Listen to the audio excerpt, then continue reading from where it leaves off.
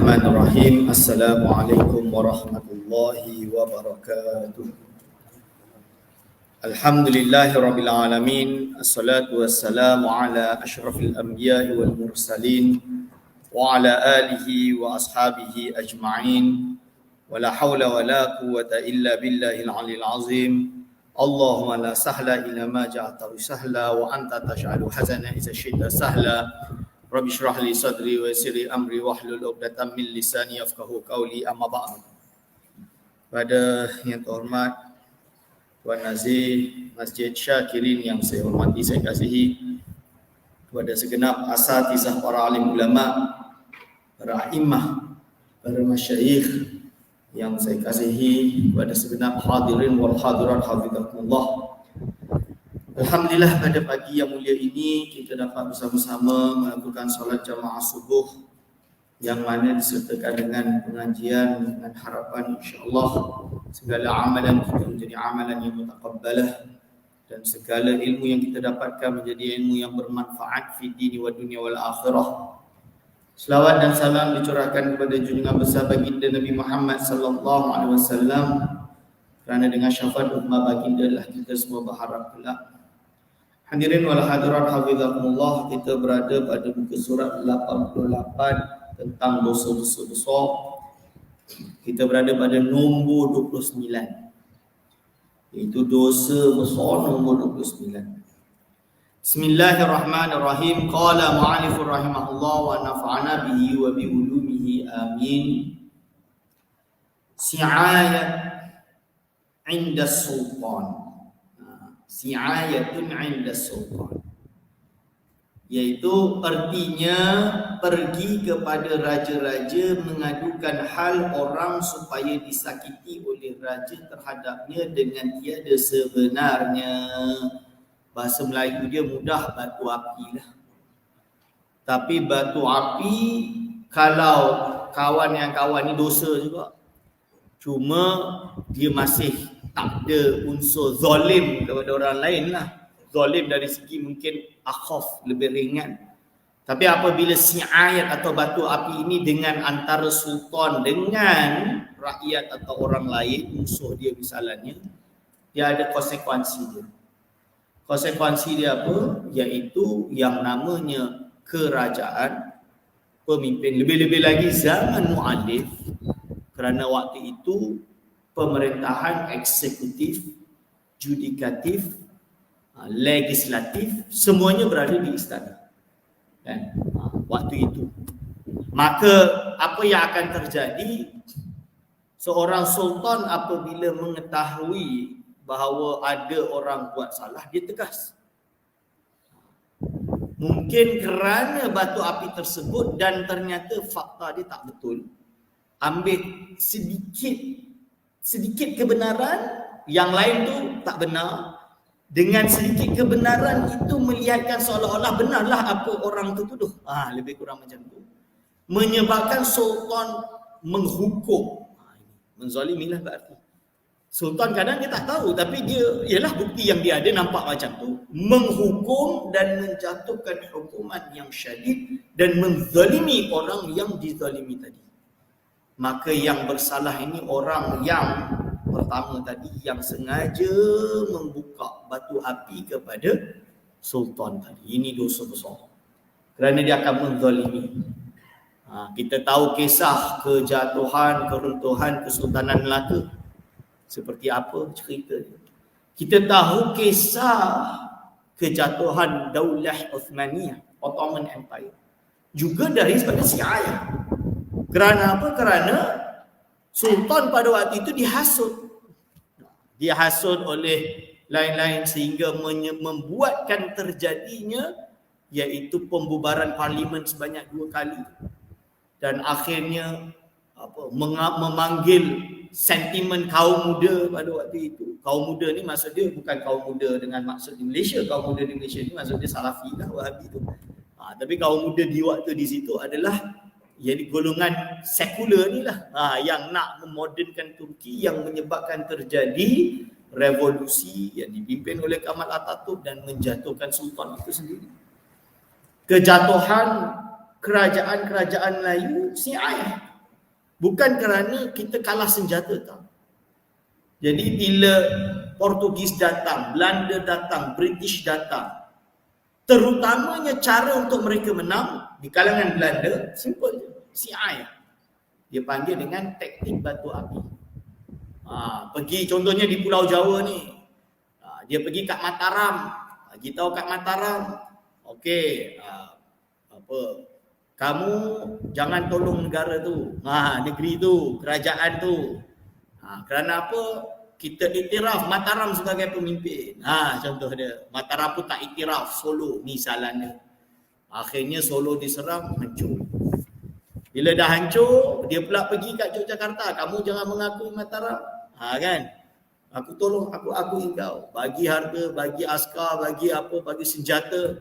Serang Mataram, jatuh. Yogyakarta pimpin. Akhirnya satu-satu kerajaan mati dan yang pimpin adalah Belanda.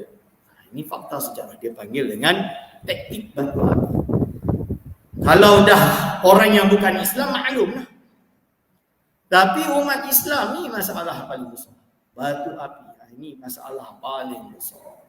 Samalah juga kita sekarang ni dah tak adalah nak kata macam tu kerana kita dah jadi kerajaan yang demokratik, yang ada parlimen dan lain-lain, tidak mudah untuk batu api. Akan tetapi sekarang fitnah yang disebarkan untuk menjatuhkan lawannya, ini pun batu api, kan? Fitnah, lepas tu menjatuhkan lawannya, kena hukum, masuk mahkamah. Kadang fitnah ni buat orang masuk mahkamah, keluar masuk, kan? Walaupun fakta tak betul, tapi dah pergi mahkamah tu dah berapa ratus ribu dah, tuan-tuan. Lawyer sekarang ni bukan murah. Ini kan, nak cari lawyer yang murah-murah, lawyer tu pun boleh kelentong kita. Nak cari kena lawyer yang mahal-mahal, nak lawyer yang mahal pula duit tak ada, kan? Akhirnya yang menang siapa yang berduit lah. To have a good lawyer. Betul ke tidak? Ini logik dia. So janganlah menzalimi yang lain. Ini dosa besar. Yang ke-30, enggan daripada mengeluarkan zakat hartanya kerana sabda Nabi sallallahu alaihi wasallam, ma min sahibi dhahabin wala fiddatin la yuaddi minha haqqaha illa idza kana yawm al-qiyamah suffihat lahu safaihu min narin fa uhmiya 'alayha fi nari jahannam fa yuqwa biha jambuhu wa jabinuhu wa dhahruhu. Al-hadis.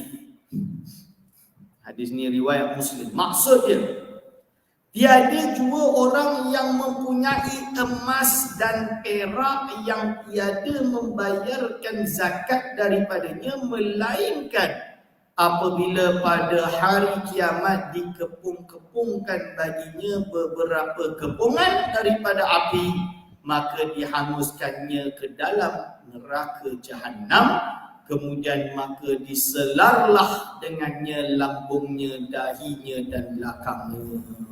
Tengok siksaan syadidnya orang yang tidak membayar zakat. Jadi kita hari ini ada orang merasa zakat ini adalah sedekah sunat, charity ke apa, nak bagi-bagilah, tak nak bagi tak nak bagi. Zakat ini setaraf seperti solat, kewajipan. Kalau kita solat, tak solat ni kita tahu Allah SWT akan mengazab kita di akhirat kelak. Tak bayar zakat juga kita kena tahu itu bukan hak kita. Itu harta orang yang perlu kita salurkan. Harta orang yang perlu untuk kita nafkahkan. Bukan nafkah sunat, tapi nafkah wajib. Sebab itu zakat nama dia adalah sedekahun wajibatun. Sedekah yang wajib.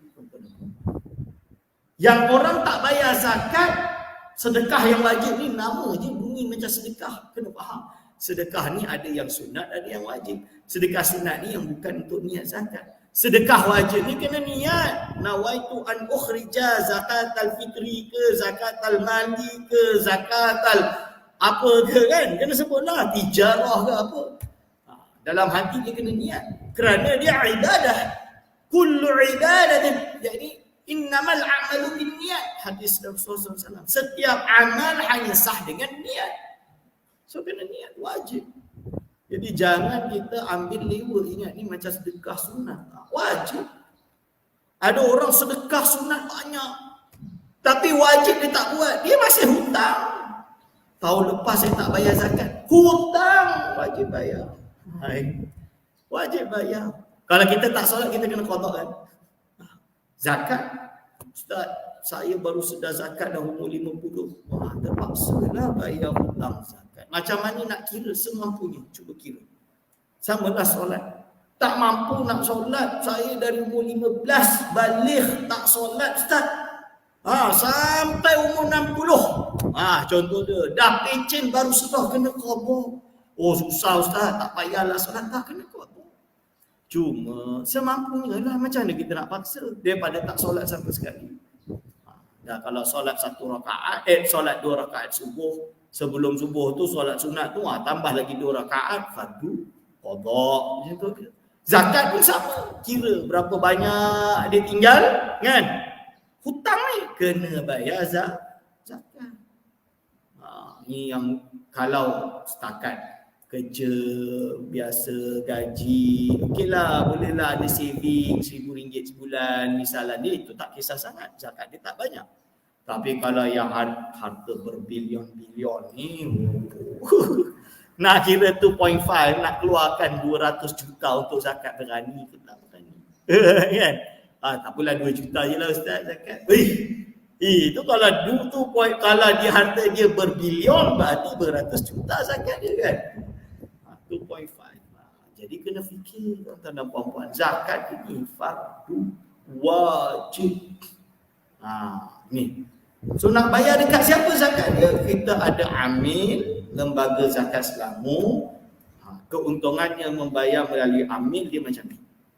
Kalaulah amil tu salah tasarruf, itu urusan amil. Yang penting kita dah langsai. Tapi kalau kita bayar sendiri, cuma orang yang kita bayar tadi tu kan, dia ternyata hakikatnya di sisi Allah dia bukan asnaf. Berarti kita sebenarnya masih belum menunaikan zakat. Itu keuntungan dia, beza dia. Jadi kita bayar zakat. Yang penting kita dah selesai langsai antara kita dengan Allah SWT tu, dah langsai zakat tersebut.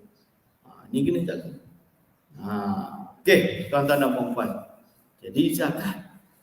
Yang ke-31, meninggalkan daripada menyuruh dengan ma'ruf dan meninggalkan daripada menegah daripada yang mungkar, serta ia berkuasa atas kedua. Tengok akhir sekali dia kata berkuasa atas kedua. Bagi siapa-siapa yang berkuasa atas keduanya, wajib atasnya amar ma'ruf nahi mungkar. Berarti siapa? Dia ada 3 kategori. Kategori yang tertinggi, kerajaan. Kategori tertinggi, penguat kuasa. Sahibus sultah, yang memiliki kekuasaan. Wajib atasnya amar ma'ruf nahi mungkar. Wajib. Ini dia tuan-tuan. Iaitu wajib dia amar ma'ruf nahi mungkar. Maksud amar ma'ruf nahi mungkar ni apa? Memerintahkan benda yang wajib. Ada orang tak solat, tangkap, suruh pergi solat. Contoh dia. Menahikan mungkar. Nahi mungkar ni apa? Ada orang tinggal solat, wajib suruh dia pasal dia solat. Ada orang pergi minum khamar, tangkap, dakwa dia. Ada orang melakukan perzinahan, tangkap, dakwa dia, dan lain-lain. Ini nama dia adalah nahi mungkar. Ini wajib hukum. Sebab itu kita ada wilayatul hizbah. Wilayatul hizbah itu penguat kuasa agama, di mana dia bertugas di dalam enactment jenayah syariah memang ada penguatkuasa agama di mana mereka ini bertugas untuk bekerja sama dengan PDRM, pergi ke tempat-tempat maksiat. Kalau ada orang yang Islam boleh didakwa dan kena didakwa. Cuma kita masih belum berada di satu bumbung. Kalau di Indonesia dia dah satu bumbung, maksudnya mahkamah syariah di bawah mahkamah agung. Berarti selevel dengan mahkamah sivil maupun mahkamah jenayah dan lain-lain. Kita belum. Tapi kalau sudah ada penguatkuasaan lebih ketat dan lebih bagus, lebih teratur insya-Allah. Ini contoh. Jadi ini apa dia tuan-tuan? Tugas kerajaan bil yadi, iaitu dengan kekuasaan. Iaitu dengan kekuasaan. Level yang kedua, level bawah dia dipanggil dengan level lisan. Bagi yang berkuasa. Siapakah dia? Ulama. Contohnya jabatan mufti. Jabatan mufti bukan tugas dia nak pergi tangkap orang. Pergi dakwa orang tu bukan tugas jabatan mufti. Jabatan mufti ini institusi ulama. Institusi hukum hakam yang memberi pendapat hukum, pandangan hukum. Yang mana pandangan hukum itu boleh menjadi sumber hukum. Sumber hukum dalam arti apabila ada urusan mahkamah dirujuk kepada jabatan mufti. Bukan dirujuk kepada, tidak dirujuk kepada penguatkuasa, tidak, tapi dirujuk kepada jabatan mufti. Penguatkuasa ini hanya menjalankan tugas, menjalankan undang-undang. Maka ulama sama ada constitutional, iaitu yang dikonstitusikan, atau sama ada ulama yang bersifat alim rabbani yang dihormati di kalangan masyarakat, wajib kalau mereka mampu untuk bersuara hukum hakam. Amar ma'ruf nahi mungkar, ini mungkar perlu dilarang, ini wajib perlu disuruh. Ini tugas dia. Ulama yang dia berarti padahal dia mampu ya, berarti dia telah meninggalkan kewajipan dia dan dia dosa besar. Melainkan dia ini tidak ada perlindungan hukum, atau dia mungkin tersalah faham, tak tahu hakikat sesuatu sebenarnya, tapi dia pergi cakap, ini bawa fitnah. Sebaiknya dia itu diam. Kerana apa? Dia tidak memiliki hakikat atau fakta yang sebenar. Maka ketika itu dia sepatutnya diam. Tapi kalau yang dia tahu itu nyata dan jelas dan dia berbicara atas platform yang tidak menimbulkan fitnah lebih besar terhadap dirinya, maka dia wajib untuk bercakap. Contohnya keharaman mencuri, keharaman maksiat dan lain-lain, dia kena sebut. Ini tak ada masalah, memang fakta. Kan? Hukum maksiat, berjudi, haram tak? Haram. Jangan tak naklah cakap. Takut. Mana boleh takut, berjudi haram. Misalan dia. Itu dia kena sebut. Ini adalah haram, perlu dilarang. Amar ma'ruf, solat itu wajib, dia perlu berdakwah, mengajak orang solat. Takkan nak buat solat, nak suruh orang solat pun dilarang. Ini dia tuan-tuan dan puan-puan. Jadi ini amal ma'ruf nahi mungkar. Yang peringkat ketiga adalah orang awam. Orang awam dia nak ambil tindakan tangan tak boleh. Bukan wilayah dia. Sebab itu saya tak setuju kita buat laskar nak pergi amal ma'ruf nahi mungkar. Yang orang okey jom bakar je. Ini tak betul. Itu bukan orang awam. Orang awam dia kena amal ma'ruf nahi mungkar dalam hati, tuan-tuan dan puan-puan. Maqam dia dalam hati. Sebab kalau cakap macam mana Ustaz? Cakap pun bahaya. Ustaz ni haram Ustaz. Saya bagi contoh. Ada orang pakai batik nampak macam sutra, tapi bukan sutra. Dia orang awam, mana dia tahu sutra tak sutra?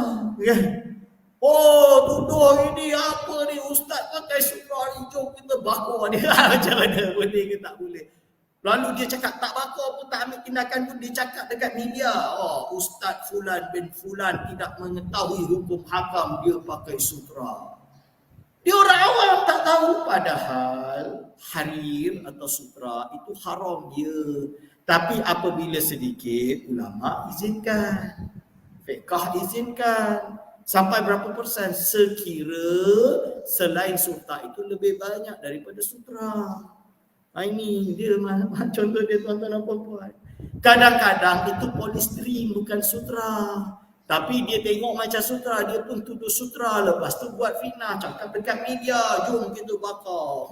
Tunjuk kononnya memperjuangkan hukum hakam agama. Padahal dia awam, dia tak tahu hukum. Lalu buat fitnah, orang tengok ulama ustaz tu duk pakai batik Terengganu. Dia tuduh ustaz ni tak warak lah, ustaz ni apalah. Zalim kan terhadap ustaz tu. Padahal ustaz tu tahu hukum hakam sutra itu haram. Akan tetapi yang aku beli ni aku dah tanya dan aku dah cek. Dia ini dalam kadar yang dimasmuhkan, dalam kadar yang diizinkan. Maka tak ada masalah, bukannya asli. Contoh paling mudah di Indonesia dia ada satu sarung. Sarung tu mahal tuan-tuan. Nama dia BHS. Orang Indonesia panggil BHS. Yang buat atlas tu.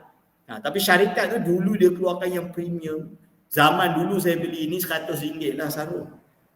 Sedap tuan-tuan. Dia tulis Sutra Sponstick. Something like that lah belakang dia. Saya lupa nama dia. Tapi sutra. Orang yang tak faham, orang ingat tu sutra betul. Dia pun pakai. Haram lah, tak boleh beli. Padahal tu sutra buatan. Sutra buatan tu bukan sutra betul-betul. Polistrin tambah sikit. Macam tu lah lebih kurang. Dia cerita dia tuan-tuan. Mahal kenapa? Ya tak, sebab dia nasjun bahasa Melayu, tenun. Dia tenun tu yang menjadi mahal. Ternyata datang orang Malaysia ni, sok alim kan, bawa nama NGO Perjuangan Islam dan lain-lain, Laskar untuk penyuang Islam. Dia tengok, ni sutra rupanya BHS ni. Kenapa kiai-kiai Indonesia pakai BHS ke?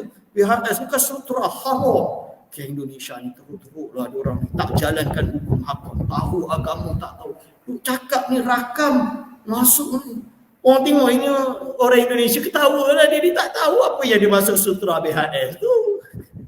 Ini bahaya fitnah. Sebab itu saya tak suka orang awam duk ikut-ikut nak amar makruf nahi munkar. Walaupun dengan lisan, itu bukan makom dia. Dia tak tahu hukum hakam, diamlah. Ini kalau contohlah institusi agama, Jabatan Mufti dah kaji, dah bahas, keluarkan hukum hakam jelas bersumber. Tiba-tiba dia yang tak baca white paper, tak baca report betul-betul, keluar suatu hukum, sebar dekat dalam WhatsApp. Siapa yang pakai vaksin Dajjal, contoh dia, saya lah kena. Betul, saya kena. Padahal bab vaksin tu saya dah baca banyak kertas peer reviewed punya paper, and not only that, dah dibentangkan A to Z dari awal ingredients, cara pembuatannya, 4 jam persidangan online. Waktu tu tak boleh keluar PKP, online lah kan. Tuan-tuan, dokumen black and white kita kaji, bukan tak kaji. Hukum hakam fiqah dia pun kita dah bagi, kita tulis bahasa Arab pun tak percaya lagi. Boleh dia kata Dajjal, duk promote babi dan lain-lain, serang iking situ kefahaman Islam Malaysia kena serang. Saya yang kena. Tengah live tu keluar mesej, kenapa ustaz duk perjuangkan benda Dajjal. Lepas tu boleh bising satu, tak tahu hukum hakam. Saya bagi, kalau nak tahu tuan, ini kertas kerja dia. Dia baca tak reti Arab, tolong terjemahkan. Wassalam lah, sorry lah saya nak terjemahkan. Dah tak tahu bahasa Arab, nak suruh pula orang tu. Ni nak amar makruf nahi munkar, orang macam ni bahaya tuan-tuan. Di Indonesia 4 tahun lepas, terjadi fitnah yang besar. Ada orang baru tahu baca Quran sikit. Baca Quran, mushaf, riwayat Hafiz ni. Baru pandai baca Quran sikit. Sampai kepada dia satu mushaf dipanggil mushaf riwayat Warish an Asim. An-Qalun. Warish an-Qalun kalau tak salah. Ada Warish. An-Nafi'. Warish an-Nafi'. Warish tersebut cetakan Murqub. Warish ni bacaan dia beza. Tulisan dia beza. Fa ni titik kat bawah. Qaf ni satu titik kat atas. Bila dia buka tu, dia dah baca tu, dia tengok ini lain dengan dah Quran dia pun buat video. Hati-hati tuan-tuan dan puan-puan, ini dah ada musuh-musuh Islam nak mempalsukan, mentahrif Al-Quranul Karim dengan membuat tengok ni tulisan dia lain, bandingkan dua-dua ni, saya dah bandingkan. Pendek je video dia, dalam masa 10 minit kalau tak salah, 1 minit pun disebar seluruh Indonesia sampai Malaysia. Kita yang tahu ni ketawalah budak ni nak tunjuk pandai tapi nak cakap pandai tak juga. Itu Warish lah, itu riwayat Warish. Memang riwayat dia macam tu, tulisan dia macam tu. Kalau pergi kat Morocco macam tu lah, wadduha wallaili iza saja. Tiba-tiba dia soparkan satu dunia sampai ke mufti Morocco, Majlisul Ilmi A'la. Dibincang dalam Majlisul Ilmi A'la, telefon saya, Dr. Aiman, kaifahaluka? Bikhair, labas? Alhamdulillah bikhair. Tanya, ada video fitnah ni, dia mentok ni mushaf riwayat yang dibaca oleh seluruh ahli Afariqah, orang-orang Afrika baca Warish kerana mereka mazhab Maliki seluruhnya. Wah, ini macam mana ni fitnah terhadap kami yang membaca Al-Quran riwayat mutawatirah. Ini macam mana dia? Saya kata, Syekh, ma'alish. Dia kata, afwan, maaf. Ini fulan tu orang awam. Dia tak reti. Lepas tu, ini fitnah, kami terasa tersinggung. Dia kata, janganlah tersinggung dengan orang awam. Saya jawab macam tu. Sebab itu ni ahli majlis ilmi, ahli majlis ilmi a'la. Majlis ilmi a'la kalau kat Malaysia tu muzakarah fatwa lah lebih kurang. Macam tu. Saya beritahu ini jangan terasa, jangan risau. Kami dah jawab dah kat sini. Tapi iyalah dia terkilan lah. Nak buat macam mana? Akibat orang awam baru reti baca Quran sikit, kan? Baca dapat je mushaf Warish, terus buat video sebarkan dekat WhatsApp. Orang yang tak tahu hukum hakam dekat kampung, ini Quran anak aku balik di Morocco bawa Quran ni. Macam mana? Apa jadi? Kena bakar ni. Ni macam mana? Awam tuan-tuan. Sebab tu awam jangan bagi hukum, kena verifikasi dulu, tabayun dulu. Sebelum nak hantar tu tabayun dulu, tanya dulu. Kafa bil mar'i ithman ay yuhaddisa bi kulli ma sami'a. Itu yang saya ingat berkali dah. Cukuplah seorang itu dengan dosa, dia cerita semua benda yang dia dengar tanpa dia tabayun dulu, verifikasi dulu. Ternyata salah. Itu dia tuan-tuan. Jadi orang awam makom dia adalah bil qalbi, cukup. Jangan cakap pun jangan. Sebab dia tak tahu. Jangan cakap. Bil qalbi. Ini.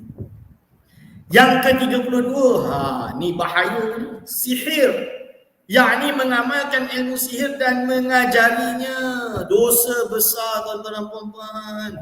Sihir itu nyata. Dalam Quran, sihir ini nyata. Jangan kita ingat sihir ini palsu. Tak, sihir ini nyata tuan-tuan. Zaman Sayyidina Musa alaihi salam, Fir'aun dia ada banyak tukang sihir. Magic. Cara macam mana sihir itu berlaku, ulama berbeza pendapat. Tapi kerana ilmunya sangat luas, inti dia memang ada yang menggunakan, dipanggil dengan al-mawad, iaitu ardiyah, unsur-unsur bumi. Kita panggil macam tu. Dia bukan fizik yang kita belajar, sebab dia metafizik. Dia panggil metafizik. Lepas tu ada yang menggunakan jin. Salah satu cara dia. Tak semestinya kena sihir itu daripada jin. Ni dalam kitab Sab'atu Kutub Mufidah. Jadi kena baca kitab Turas. Yang kaji-kaji kat luar sana, jangan baca moden sahaja. Jadi ada yang membentangkan tentang sihir dan apa, tapi dia tak faham konsep sihir. Buka kitab Sab'atu Kutub Mufidah, dia cerita, dia explain macam mana boleh benda tu boleh terjadi dan hukum dia haram dan kenapa dan lain-lain disebutkan. Jadi zaman Nabi Musa AS ada tukang sihir. Dan tukang sihir ini memang digunakan Fir'aun untuk membuktikan bahawa Fir'aun ini adalah Tuhan. Jadi kurang macam. Dan apabila datangnya Musa AS dengan mukjizat, tukang sihir itu tahu yang ini mukjizat. Ini bukan sihir, ini mukjizat. Maka mereka semua beriman dengan Nabi Musa AS. Dan akhirnya mereka dibunuh oleh Firaun. Itu fakta Quran. Dan juga diriwayatkan dalam Bible New Old Testament, diriwayatkan dalam Old Testament. Zaman Rasulullah SAW, kita tahu kan kisah baginda SAW pernah disihir. Jadi sihir ni macam-macam. Ada yang kalau sihirnya kuat, orangnya lemah, tak ada pelindung, tak ada wirid, tak ada hisib, dikalahlah dengan sihir. Dalam arti dia tak ada kontrol dan diingat tu benar. Kalau orangnya kuat amalannya, maka apabila orang ada hasad, dengki, ain, pandangan ain kan, ain atau penyakit ain tu ada sahih. Jadi apabila ada orang puji tu terus itu jatuh kan, rebah terus. Rasul kata ain tu hak, ain tu benar. Ini dia tuan. Jadi nak kembali pada sihir tadi, itu memang ada. Sebab itu para ulama, guru-guru saya di pondok dan lain tu, memang kita disuruh untuk wirid. Lepas subuh tu ada istighosah. Istighosah tu kalau kat pondok kami setengah jam sampai 1 jam. Di pondok satu lagi 2 jam. Baca Syawarikul Anwar, tebal itu baca dari awal sampai akhir. Setiap pagi baca. Tujuannya apa? Untuk melindungi diri. Kerana kalau kita, tuan-tuan kalau baca, ingat kan saya pernah baca kat sini nama dia Ratib Al-Haddad. Kan ada kan Ratib Al-Haddad. A'udzu bikalimatillahi tammati min syarri ma khalaq. Kan, dan lain-lain. Ta'awudz, Qul huwallah yang 3 dan lagi yang Qul yang 3 dan lain-lain. Ini semua adalah ayat-ayat Al-Quran yang kita baca dengan niat supaya kalam Allah ini melindungi kita. Kalamun qadimun la yumalu sama'uhu ila akhirih itu. Bait itu isi dia menerangkan bahawa kalam Allah ini juga bihi ashtafi min kulli da'i, dan dengannya kami mengambil ubat syifa dari Al-Quran. Bukan hanya zahir, batin juga. Bukan benda yang fizikal tapi metafizikal juga, seperti sihir. Ini tujuannya kita membaca wirid-wirid. Dan jangan ingat, zaman sekarang dah mana ada sihir dah Ustaz. Ini fakta ni. Saya duduk pondok lama. Saya tak kenal lah, tapi nak bagi tahu banyak ahli politik. Bila nak pilihan raya dia, fly ke Indonesia pergi cari. Sekali-sekali terjumpa dekat kampung tu, ini YB tu, ini YB ni, jumpa duk cari bomoh. Bukan tak ada duk cari bomoh, betul. Ini fakta ni. Jadi jangan main-main. Orang nak cari sikit, orang nak buat bisnes, nak buat bisnes, betul nak buat bisnes, pergi cari bomoh sana, bomoh sini, untuk jatuhkan lawan bisnes dia.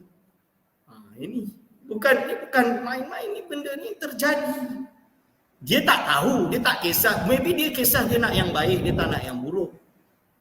Tapi orang yang dia jumpa mungkin yang buruk. Ni macam mana? Dia tak tahu. Tujuannya baik. Contoh dia apa ni? Iaitu sihir. Minyak senonoh misalnya, saya tak tahulah minyak senonoh tu macam mana bentuk dia, saya tak tahulah. Tapi fakta, kita boleh nampak cerita suami isteri baik berbelas tahun, anak dah banyak, tiba-tiba suami dia tiba-tiba gone, tak balik, tiba-tiba out of nowhere gone, keluar dengan perempuan lain, dah tak balik dah angau lah. Ada ke tak ada? Ada. Anak isteri teraniaya, sebelum ni dia tak macam ni lah Ustaz. Tak pernah macam ni, tiba-tiba berubah out of blue. Kan? Macam mana? Ni kerana boleh terjadi lah. Dan maybe si suami tu memang tak ada perlindung, tak ada amalan. Kalau dia tahu, dia boleh tahu. Ni cepelik je aku ni. Macam tiba-tiba perasaan ke, apa ke yang terjadi. Itu benar-benar berlaku. Tuan-tuan dan puan-puan, orang boleh Tiba-tiba macam ada orang yang dia gambarkan perempuan yang tiba-tiba dia jadi ingat, dia jatuh cinta. Ini cinta sejati ni, aku dah jatuh cinta dah ni dengan perempuan ni, contoh dia. Duk lari kejap ni, isteri anak ini dia tinggal. Sama terbalik juga, isteri baik, tak ada masalah, memang tak ada masalah dengan suami yang hormat dan lain-lain. Jangan ingat hanya dengan orang biasa, dengan ulama, dengan ustaz pun ada. Tiba-tiba duk dengar ngaji ustaz ni, dah mula sesatkan suami dia sendiri. Sesatkan. Nak betul ni lah, semua tak betul suami dia. Aku solat, aku buat baik, aku bagi nafkah, aku bagi rumah, semua benda aku dah bagi dah. Apa lagi yang tak cukup soal isteri aku ni? Hanya dia pergi ngaji dengan ustaz tu, rupanya dah jatuh cinta dengan ustaz tu. Lepas tu bercerai, anak semua ni, sudah bercerai, tiba-tiba lah habis iddah dah lama-lama, kahwin dengan ustaz tu. Terjadi tu, tak ada apa-apa bukan tak terjadi. Saya tak katalah ustaz tu duk sihir, Wallahualam, tak handsome sangat ustaz tu. Tak adalah aku nampak handsome pun. Tapi boleh terjadi mahabbah. Ini mungkin tak terjadi, kenapa tak mungkin? Dan ini adalah perkara yang membahayakan kita, tuan-tuan dan puan-puan. Sebab itu kita kena ada perlindungan diri. Wirid yang banyak, ratib al-haddad yang saya baca semua maksudnya dari ayat Al-Quran, daripada hadis Nabi untuk perlindungan diri. Itu kena baca. Kena baca. Kalau daripada Tartak Syadiliyah, Hizib Nasar, Hizib Bahar, Hizib Barri, itu dibaca. Syekh Abdullah Fahim dia ada sanad dia khusus. Dia ajarkan kepada murid-murid dia untuk baca. Ini kita kena baca. Syekh Abdullah Fahim, kita hari ni pula, itulah saya kata kita tak cukup amalan. Amalan kita tak cukup, perlindung diri. Kalau tuan-tuan memang tak terkenal, tak ada apa, bolehlah, alhamdulillah, tak ada masalah, tak ada yang iri, tak ada yang nak sihir. Cuba kalau orang tu ada nama, ada apa, macam-macam orang boleh, hasad, dengki, bisnes lagilah. Kena ada perlindungan diri, tuan-tuan dan puan-puan. Kita nak menjauhi dari segala perkara yang buruk. Ini. Yang ketiga, melupakan Al-Quran yang telah dihafazkannya. Melupakan Al-Quran yang telah dihafazkannya. Orang yang hafal Quran, wajib dia jaga hafazannya. Dia tak jaga hafazannya, dosa besar. Yang dimaksud hadis tersebut, apabila dia hafal Quran, dia tak jaga, hilang gone. Langsung dia tak boleh nak baca. Nak ingat langsung gone. Ini dosa besar. Sebab itu kena hafal. Takutlah dosa besar tak payahlah hafal Quran. Tak boleh juga. Fardu kifayah, tuan-tuan dan puan-puan. Fardu kifayah. Jadi kita kena mencetak hafiz di Malaysia ni. Di negara Morocco misalnya, dia tak masalah. 70% lelaki mereka hafal Quran. Orang yang jual-jual, pedagang tu pun hafal Quran. Nampak je macam orang tak berpendidikan, hafal Quran. Saya dah tengok dah. Bila duduk dekat masjid, diorang setiap lepas subuh, setiap lepas maghrib, duduk bersama-sama baca Al-Quran secara hafazan. Bismillahirrahmanirrahim. Baca macam tu. Dia ada lagu dia khusus dia. Baca Al-Quran, riwayat Warsh. Satu kali duduk, satu hizib. Satu hari 2 kali duduk, berarti 2 hizib. 2 hizib tu sama dengan 1 juz. Berarti setiap 30 hari mereka khatam.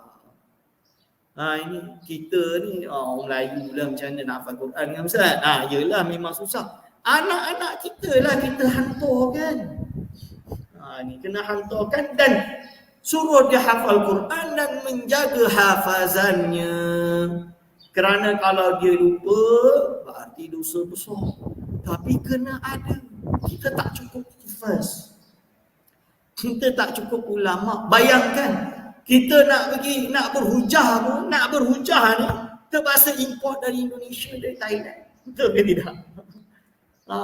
Kita ada hafiz, ada, tak cukup. Alhamdulillah kita ada imam besar kita lah, hebat tu. Saudara saya Indonesia tu dia juara.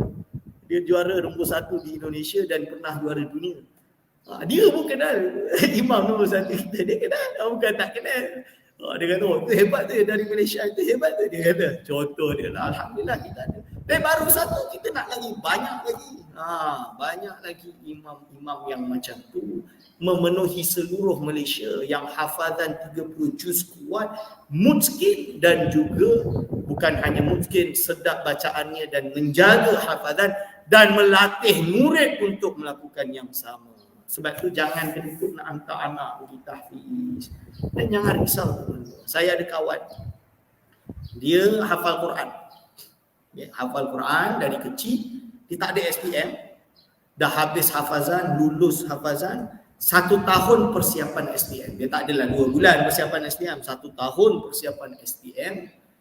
Kerana berkat hafaz Al-Quran, persiapan SPM 1 tahun, dia boleh selesai hafal semua soalan spot tu. Cerita dia ambil ujian, lulus, masuk pergi buat medik kat Mesir. Ada. Oh, hebat lah hafalan dia. Ada. Ini contoh dia. Bukan tak boleh. Sebab ilmu ni, ada orang nak belajar 6 tahun, 5 tahun baru boleh pandai. Kan? Dari form 1 sampai form 5 baru boleh pandai masuk medic school. Kan? Ada orang, dia cerdik sebab dia hafal Quran, otak dia ni gila. Kan? Dia baca ilmu fisik, sains ke apa tu, sekejap je dia faham matematik, sekejap je, setahun dia boleh absorb everything, masuk habis. Dia betul-betul faham. Dia boleh ajar lagi.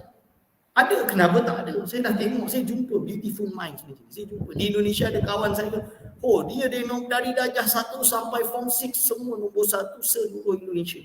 Dapat beasiswa tinggi. Dia pergi hafal Quran 9 bulan hafal. 9 bulan hafal. Lepas tu tapi dia tak nak teruskan lah. Dia tak nak teruskan ilmu tu, dia jadi syekh, jadi kiai lah. Oh, hebat, cerdik, pandai. Buka pondok, murid dia pandai. Banyak. Ini dia tuan-tuan. So kita jangan risau. Kita jangan risau hantar anak kita hafal Quran. Jangan ingat kalau dia masuk Mahat Hafiz tak ada future dah ni. Jangan. Cuma janganlah pula dia tu tak buat betul-betul. Tak habis, janganlah, ini dia. Kita kena latih dia untuk sampai habis. Fokus. Jadi dia kena ada wisdom sejak umur 13 tahun tu, dah kena ada wisdom lah lebih kurang. Maksudnya dia dah kena tahulah apa makna hidup ni. Tahulah macam mana nak mengharungi hidup ni. Apa yang akan dia alami nanti. Sebab itu kita kena hantar dia jauh-jauh. Dia tak manja. Kalau dekat dengan bawah ketiak mak, habis lah. Manja. Semuanya manja. Mak. Dah besar, dah kahwin pun mak, susah lah. Dia kenalah boleh berdikari. Dia ada masalah, dia selesaikan sendiri. Dia tahu jaga diri. Ini yang penting ni tuan-tuan dan puan-puan. Sebab itu ulama dulu menuntut ilmu dulu zaman. Yang kedua, menuntut ilmu jauh-jauh. Jauh-jauh, jangan dekat-dekat. Kita jangan pula sebagai mak bapak sayang anak tak nak lah, duduk dekat-dekat je. Jauh-jauh tak nak. Jangan. Kena berani hantar dia jauh. Saya ada banyak murid nak belajar dekat Morocco, mak tak bagi. Jauhnya. Kalau Mesir dekat sikit, beza dia Mesir dengan Morocco. Tak nak jauh sangat, tak pada kat Malaysia je. Kat Malaysia tak nak jauh-jauh. Jangan tuan-tuan. Saya tahu tuan-tuan ni sayang anak. Saya tahu saya pun sayang anak. Tapi saya dah kata tak boleh. Kalau nak dia berjaya, kita kena hantar dia jauh. Bagi dia luas pandangan. Bagi dia hidup basuh pakaian sendiri. Bagi dia hidup tahu, dia gaduh, dia urus sendiri. Dia kena melalui hidup tersebut. Dia kena waktu tengah belajar ni lah, biar dia gaduh, biar dia ni, biar dia apa, bagi dia hidup rasa pahit ni hidup. Bila dia dewasa, dia tahu macam mana mengharungi hidupnya. Betul ke tidak tuan-tuan dan puan-puan? InsyaAllah, jangan risau. Wa ma min dabbatin fil ardi illa 'ala Allahi rizquha. Tidak ada seekor binatang melata pun di dunia ini melainkan Allah dah takdirkan rezekinya. Belajar agama tak adalah kata tak ada makan. Ada makan. Tapi memang ada orang ingat pergi pondok je tak ada SPM. Ini tak boleh makan dah ni. Habis tak boleh kerja lah ni. Tak boleh masuk, tak boleh kerja kerajaan, tak boleh apa. Tak betul tu. Orang kampung dia cakap macam tu. Tak betul tuan-tuan. Kita tengok hari ni orang jadi milenial yang dah sekolah pun tak lulus. Kan betul ke tidak? SPM tak lulus, tuan-tuan. Saya tak ada SPM, tuan-tuan. Ini bukan pilihan dia. Ini jangan salah faham. Tapi tidak semesti ilmu itu dengan SPM. Maksud dia yang penting ada ilmu. Kalau ada ilmu, insya-Allah khair. Ada takwa, insya-Allah khair. Ada ilmu, tak ada takwa, bahaya. Ada takwa, tak ada ilmu, alhamdulillah, tapi tak ada ilmu lah. Kan? Ini. So kita kena apa?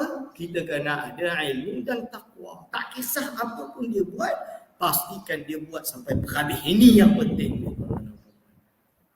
Kita tak nak orang pandai, profesional, hebat, bertinggi, hebat semua tinggi tapi tak solat, tak jaga halal haram, minum, lalu apa lagi, tak jaga aurat, pergaulan bebas dan lain. Kita tak nak lah ni. Kan? Apa guna dia? Apa guna? Hidup boleh alhamdulillah, boleh lepas hidup dia. Tapi tak berkat. Mak yang bagi duit kepada anak, bapa yang bagi duit kepada anak pun tak berkat rezeki yang dicari itu. Sebab apa? Melahirkan bukan anak yang soleh. Tak apa ustaz, tunggu nanti dah bencin baru nak taubat. Ni balik pada kes tadi. Kan betul ke tidak tuan-tuan? Itu dia tuan-tuan dan puan. Okey. InsyaAllah 34 kita berhenti kat sini dah pukul 7.45 dah. Dan insyaAllah kita jumpa pertemuan yang akan datang minggu depan insyaAllah. Aku qauli hadza astaghfirullah li wa lakum. Wassalamualaikum warahmatullahi wabarakatuh.